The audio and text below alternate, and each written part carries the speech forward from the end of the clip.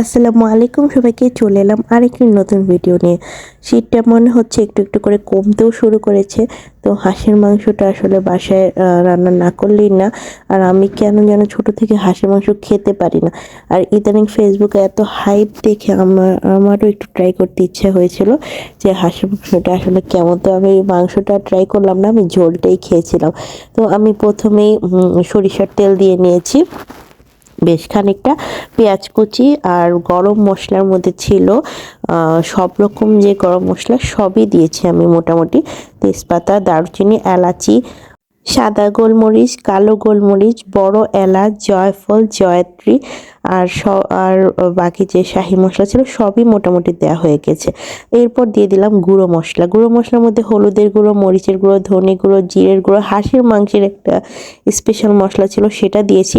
আর গরুর কালা ভুনা মশলাটাও আমি এখানে অ্যাড করেছি, কারণ আমি আজকে হাঁসের কালা ভুনা করব।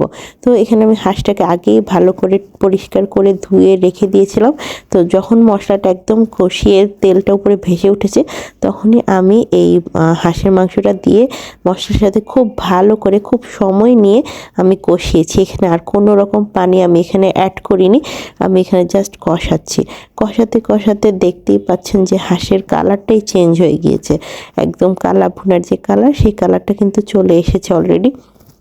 তো আমি বারবার এটাকে আমি একটু পর পর নেড়ে মিশিয়ে দিচ্ছি যাতে নিচে পোড়া না লাগে। আর সর্বশেষে আমি যে কলিজাগুলো রেখে দিয়েছিলাম সেটাও আমি এখানে অ্যাড করে দিব, কারণ কলিজা প্রথমে দিলে কি হবে, ঝোলের সাথে কলিজাটা পুরো একদমই মিক্স হয়ে যাবে। তো আমি মাংসটাকে আগে অনেকক্ষণ ধরে আমি কষিয়েছি, এখানে প্রায় 20 থেকে 25 মিনিট আমি মাংসটাকে মশলার সাথে একটু লো হিটে কষিয়েছি। দেখতেই পাচ্ছেন আমার মাংসটা কষাতে কষাতে আমি দেখেছি যে একটু হাফ সিদ্ধও হয়ে এসেছে, কারণ এটা ছিল একদম দেশি হাঁস। দেশি হাঁস আসলে এটা খেতেও খুব মজা হয়, মানে আমার আব্বুই বলে এটা যে দেশি হাঁসটাই মজা। এখন তো বাজারে বেলজিয়াম বা চীনা হাঁসও পাওয়া যায়, তো ওটা কিনা হয় না, তো এটাই আর কি কিনেছে। তো এখন আমি যে কলিজাটা রেখে দিয়েছিলাম সেই কলিজাটাও আমি এখানে অ্যাড করে দিব। আর দেখতেই পাচ্ছেন কষানোতে কি সুন্দর একটা কালার এসেছে, কিন্তু আসলে হাঁসের মাংসটা একটু শক্ত হয়, তো পানি তো অ্যাড করতেই হবে। তো আমি এখানে গরম পানি পাশের চুলায় বসিয়ে দিয়েছি, যে এখানে গরম পানি অ্যাড করব, কারণ এখানে কষাতে কষাতে যে হাফ ডান হয়ে গিয়েছে, যদি আমি এখন ঠান্ডা পানি দিই তাহলে কিন্তু এই মাংসটা শক্তই থেকে যাবে। তো এই যে কলিজাটাও দিয়ে দিলাম, কলিজাটা দিয়ে কিন্তু আর বেশি নাড়াবো না, কারণ কলিজা যাতে ভেঙে না যায়, আস্ত থাকে, জন্য আমি কলিজা দেওয়ার আগেই কিন্তু মাংসটাকে খুব ভালোভাবে কষিয়ে নিয়েছি।